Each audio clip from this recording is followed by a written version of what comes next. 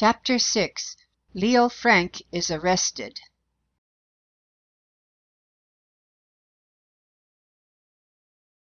On the morning of Tuesday, April 29th, Leo M. Frank, superintendent of the National Pencil Factory, was taken to the police station and held on suspicion in connection with the murder of Mary Phagan. From that day on, he never regained his freedom. Slim, boyish-looking, a frail, delicate man, he was a different suspect than either the old Newt Lee, the young giant Gant, or the ex-conductor Arthur Mullinax. Who he was cannot be better told than in his own words, spoken nearly 4 months later to the jury who decided his fate. He said, "In the year 1884, on the 17th day of April, I was born in Paris, Texas. At the age of 3 months, my parents took me to Brooklyn, New York, and I remained in my home until I came south to Atlanta to make my home here.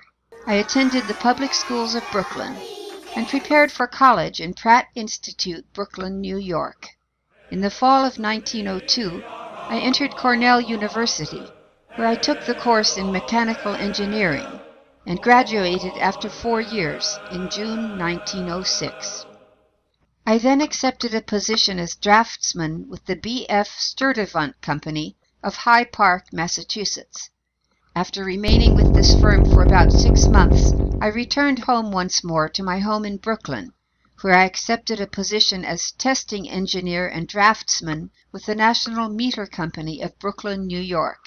I remained in this position until about the middle of October 1907, when, at the invitation of some citizens of Atlanta, I came south to confer with them in reference to the starting and operation of a pencil factory to be located in Atlanta.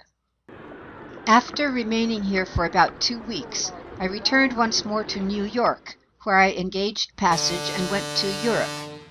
I remained in Europe 9 months.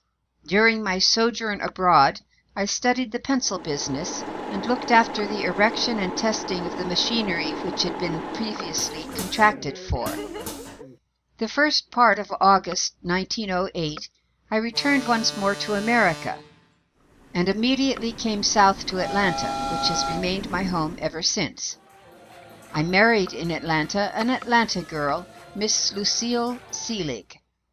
The major portion of my married life has been spent at the home of my parents-in-law, Mr. and Mrs. E. Seelig, at 68 East Georgia Avenue. Frank was taken into the custody of the police shortly before noon Tuesday, as he was at the pencil factory. An automobile which left the police station carrying Detective Harry Scott of the Pinkerton Agency and City Detective John Black returned within 10 minutes with Frank, who was confined in a cell. Chief of Detectives Newport A. Lanford announced that he would be held pending the result of the coroner's inquest. The news of the latest arrest spread like wildfire. Speculation was rife as to Frank's connection with the case. Scores of his friends came to his aid. Hundreds who had never seen him declared that he must be the guilty man. The latter pointed out the following condemning facts that were known at the time: that Frank, by his own admission, was the last man known to have seen Mary Phagan alive, that he appeared nervous when Newt Lee came to the factory early in the afternoon, and that he called Newt Lee over the telephone during the evening, something he had never done before, that he was nervous when Gant came to the factory at 6 o'clock Saturday afternoon, that he was nervous when officers took him to the factory Sunday morning. Frank's friends set up a cry of indignation over his arrest. They at once retained Luther Z. Rosser, one of Atlanta's foremost attorneys, for counsel. Rosser immediately called at the station and talked with his client, and was also present when Frank was questioned by detectives. Besides interviewing his counsel, Frank held a long talk with Pinkerton detective Harry Scott, retained by the factory officials. Public sentiment on that Tuesday, the day before the inquest started, attained its highest point since the discovery of the murder. With 4 suspects held, opinion was equally divided as to who was the guilty man.